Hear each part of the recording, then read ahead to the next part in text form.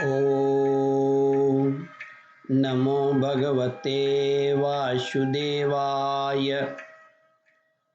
श्रद्धालु भक्तों, श्रीमद् भागवत महापुराण के नवम स्कंद के छठा अध्याय के अंतर्गत इक्ष्वाकु के वंश का वर्णन, मानधाता और शौवरी ऋषि की कथा, इसका प्रस्तुतिकरण करूंगा। इसके पूर्व जहां तक आप कथा श्रवण कर चुके हैं उसके आगे का प्रस्तुतिकरण करता हूं। श्री सुखदेव जी कहते हैं, परीक्षित, सतयुग के अंत में देवताओं और दानवों के साथ घोर संग्राम हुआ। उसमें सब के सब देवता दैत्यों से हार गए। तब उन्होंने वीर पुरंजय को सहायता के लिए अपना मित्र बनाया। पुरंजय ने कहा कि यदि देवराज इंद्र मेरे वाहन बने तो मैं युद्ध कर सकता हूं। पहले तो इंद्र ने अस्वीकार कर दिया, परंतु देवताओं के आराध्य देव सर्वशक्तिमान विश्वात्मा भगवान की बात मानकर पीछे हुए एक बड़ी भारी बैल बन गए। सर्वांतर्यामी भगवान विष्णु ने अपनी शक्ति से पुरंजय को भर दिया। उन्होंने कवच पहनकर दिव्य धनुष और तीखे बाण ग्रहण किए। इसके बाद बैल पर चढ़कर वे उसके ककूद के पास बैठ गए। जब इस प्रकार वे युद्ध के लिए तत्पर हुए तब देवता उनकी स्तुति करने लगे। देवताओं को साथ लेकर उन्होंने पश्चिम की ओर से दैत्यों का नगर घेर लिया।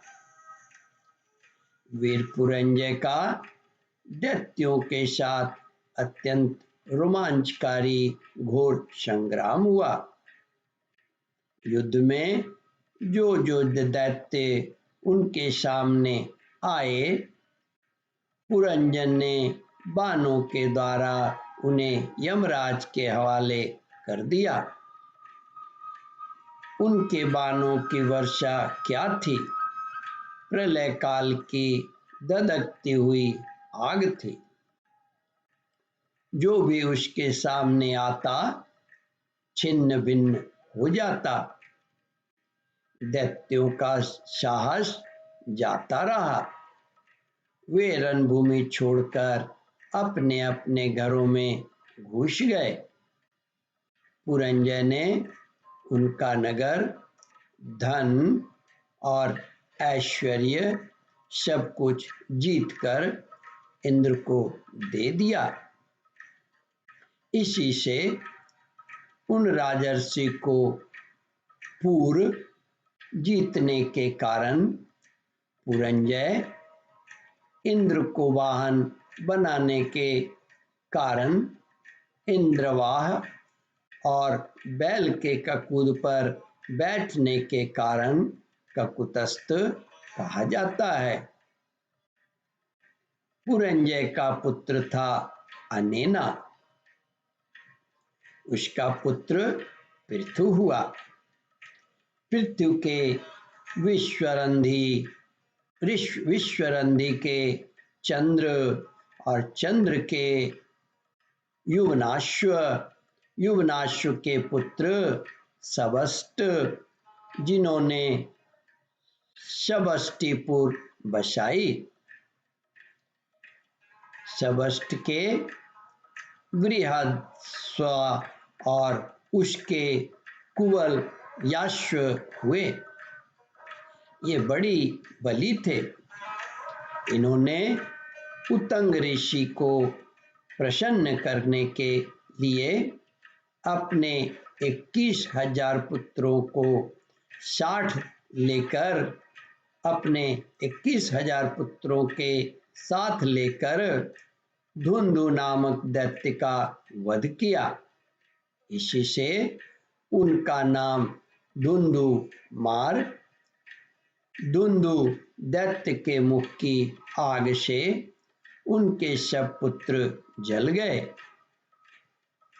केवल 3 ही बचे रहे। परीक्षित। बचे हुए पुत्रों के नाम थे दृढ़श्व, कपिलश्व और भद्रश्व। ओम परमात्मने नमः। श्रद्धालु भक्तों, इस कथा को ध्यान पूर्वक श्रवण, मनन और इसका चिंतन करें। इस कथामृत का रसास्वादन अपने बंधु बांधवों को भी करावे। इस वीडियो को शेयर और सब्सक्राइब करें। ओम परमात्मने नमः।